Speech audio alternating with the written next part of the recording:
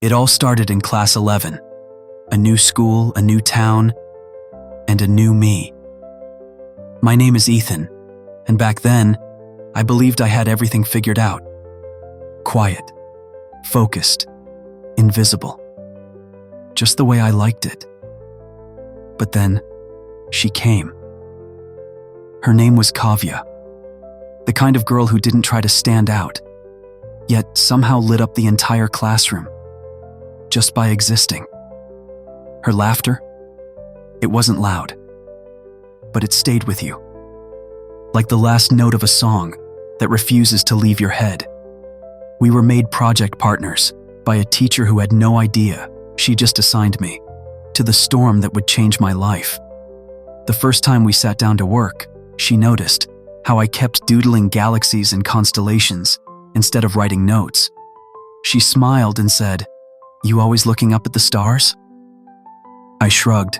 She said, "Maybe that's why. You don't see the people around you." She wasn't wrong, but with her, I started seeing things. I noticed the way her fingers fidgeted when she was nervous.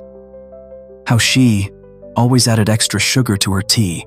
How she paused when someone asked how she was, like she didn't know if she should tell the truth. Days turned into weeks. Our project turned into walks home. Walks turned into shared music and late-night texts filled with poems and playlists. And without realizing it, she became my favorite part of every day.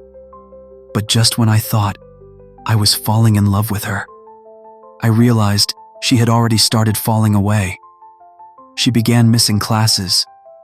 Her smiles faded, and then one day she disappeared for a whole week. When she returned, she looked tired. Not just in the way people look after being sick, but tired in her soul. I asked her what was going on. She said, "Ethan, I have a heart condition. It's not going to get better." Silence. That was the first time I didn't know what to say. She told me she came to this school not to learn, but to live. Just once. Like a regular teenager. She wanted to laugh in class, mess up a dance performance, get caught passing notes, and maybe, just maybe, fall in love. So, I made her a promise. We made a bucket list. Silly things, beautiful things, real things. Sneak out during lunch and eat roadside momos. Watch the sunrise from the rooftop. Sing badly in the music room. Draw each other's portraits. Say "I love you" without saying it. We did everything. We lived.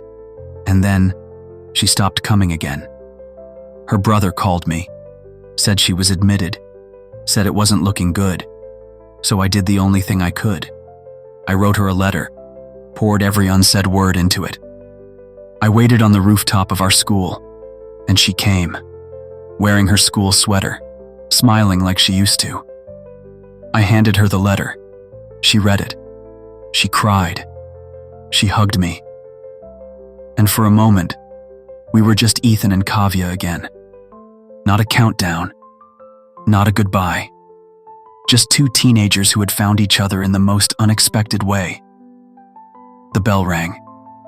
And that was the last time I saw her. Isn't because she left, but because I started seeing her everywhere. In stars, in poems, in the sugar at the bottom of my tea. And every time the school bell rings, I still look up at the rooftop, half expecting her to be there. Because some love stories don't end. They just echo. Forever.